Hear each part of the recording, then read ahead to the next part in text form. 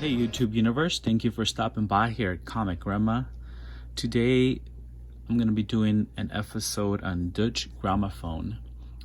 A while back there was a thread going on in the BC where people were showing 5 different labels. So I decided to go ahead and make a video for my Deutsche Grammophon collection and just show you some different jackets that the DG label has released throughout the years, and also kind of look at the historical different labels they've had throughout the years as well. The DG label is it's a great classical music label.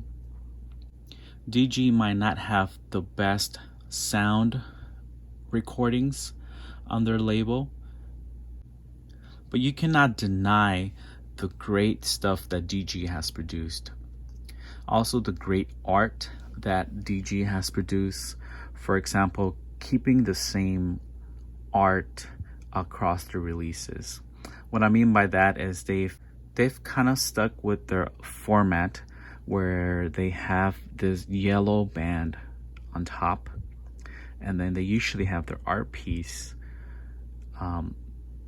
throughout the whole jacket.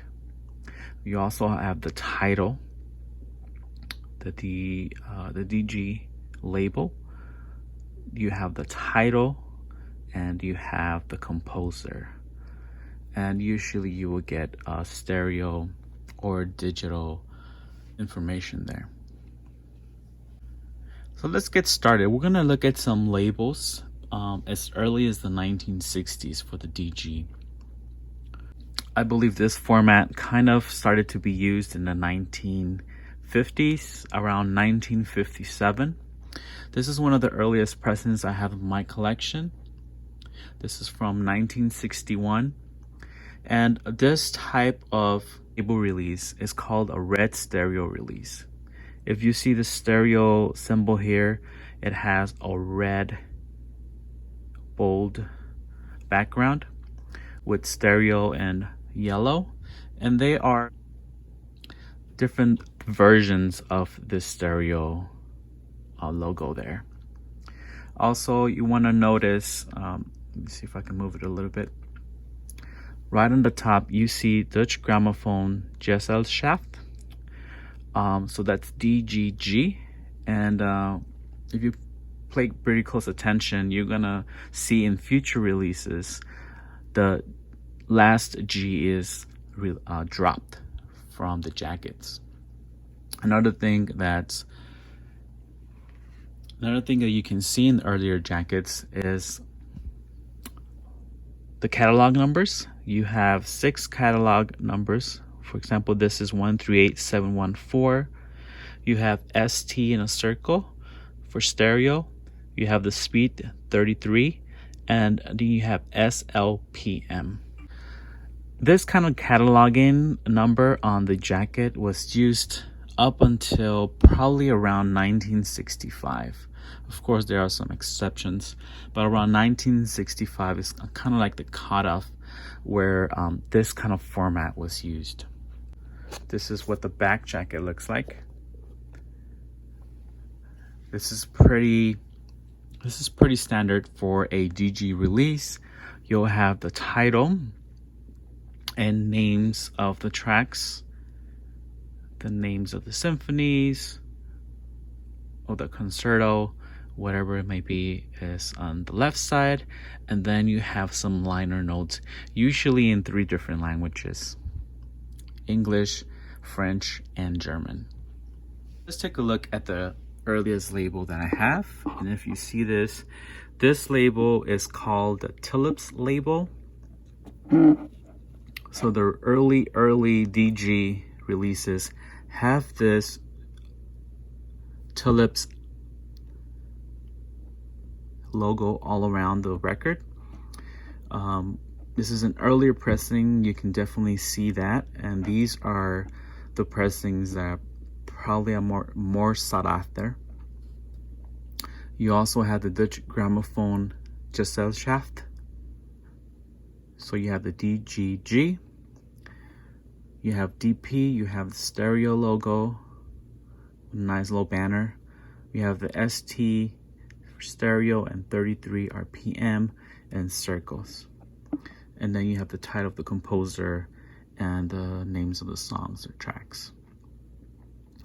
At 1 o'clock, you will see this word Alle Hersteller, which are German. At 1 o'clock, you see Alle Hersteller. And this is a representation of what an earlier press label looks like.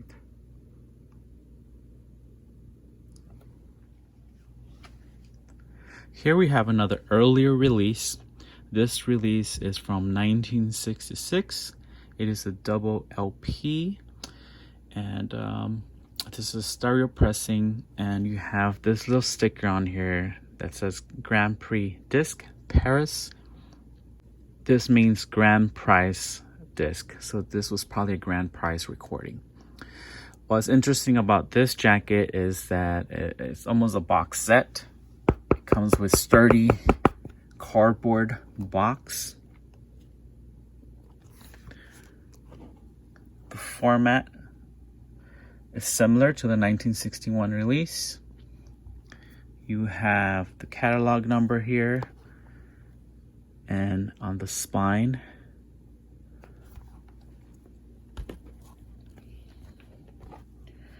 you see the DGG label,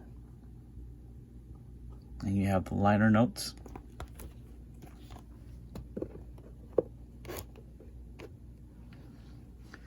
If you notice the difference from the first release I showed to this one, you can see this is a yellow stereo release. This is considered a regular release, not a red stereo release. The format is still the same, 138026, so 6 catalog numbers, ST in circle, 33 in circle, and you have SLPM. Let's take a look at what the label looks like now.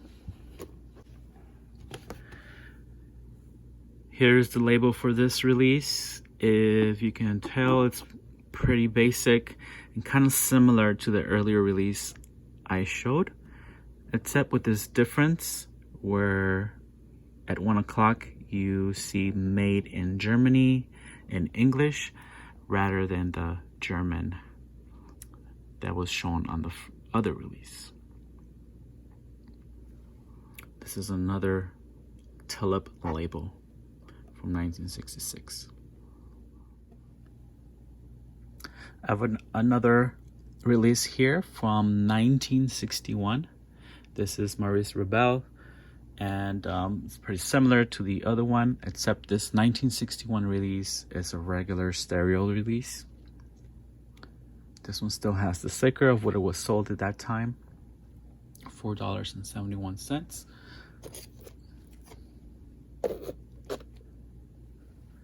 You got the jacket. It's a bit different. You have in yellow bold here the catalog number. You still have the DGG label on here. You have the composer and track information, and then you have the liner notes in 3 different languages. This is what the label looks like for this 1961 release, and if you can see, it's pretty much the same as the earlier. You have the made in Germany and 1 o'clock. It's a Tulips label. The only difference is that you start seeing this VIEM on the record label. Next, I'm going to show you this release. This release is a mono pressing. And in this pressing, you have 5 numbers in the catalog number. You can see right in the top right hand corner, you see LPM 18822. You still have the DGG, except you have one little difference. You have direct import, factory sealed. What that means is that this release was imported to other places besides Germany. This release also comes in a very hard cardstock. here is the spine, beautiful spine.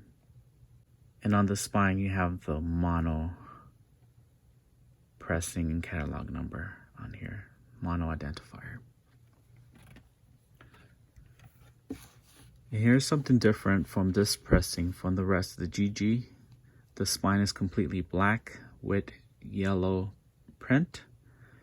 Most of the DG releases will have the first top in yellow and the rest will be white, which is one of the greatest things that the DG label has done, which when you put it on your shelf, it matches very beautifully. It's very beautiful, and it's one of the reasons why I have stuck to only collecting the DG label.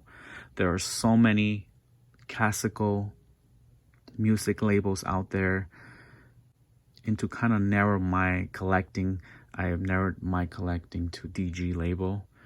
And like I said, even though it's not the best performances on some recordings, it just kind of helps my collector's brain. Here's the label for this release, and you start seeing some differences in the labels.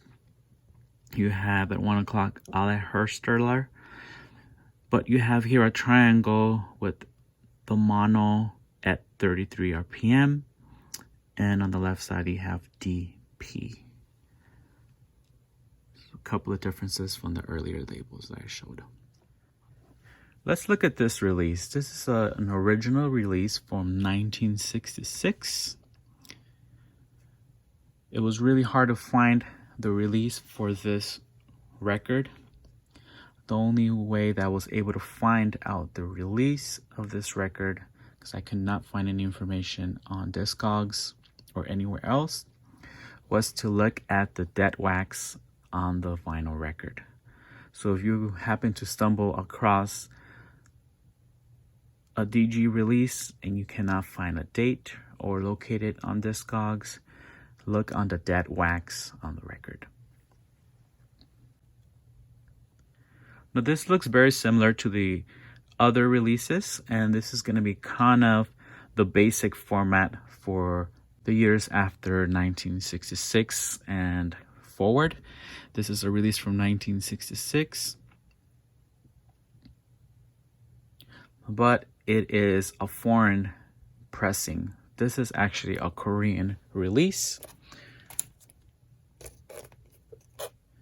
If you look on the back, you have some Korean inscriptions, Korean liner notes. And what's interesting about this release is the format for the back cover is completely different.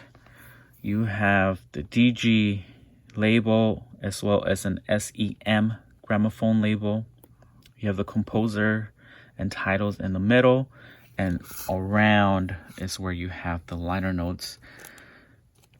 And the liner notes are usually in 3 different languages. On this release, it's only in 1 language. You also have this little logo on the corner, KPA.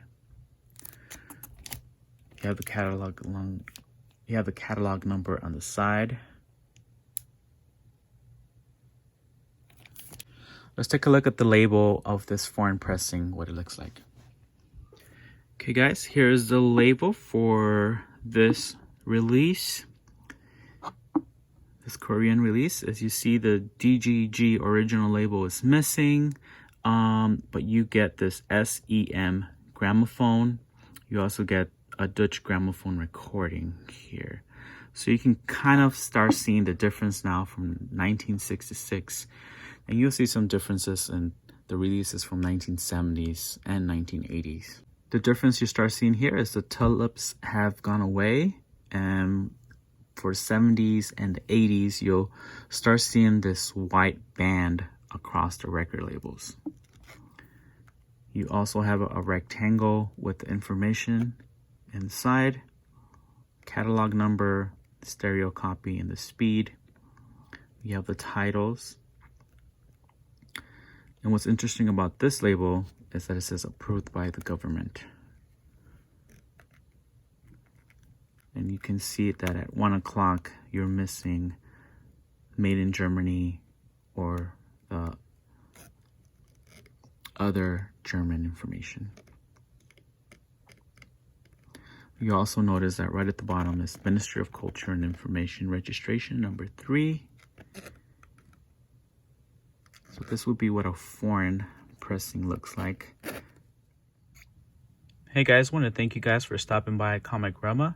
I'm going to cut this video short because it went longer than expected, and I will post a part 2 video for this, and hopefully there'll be other parts in this series. Hope you enjoyed it. Let me know in the comments section what you enjoyed, what you disliked, and what would you like to see in the next coming series.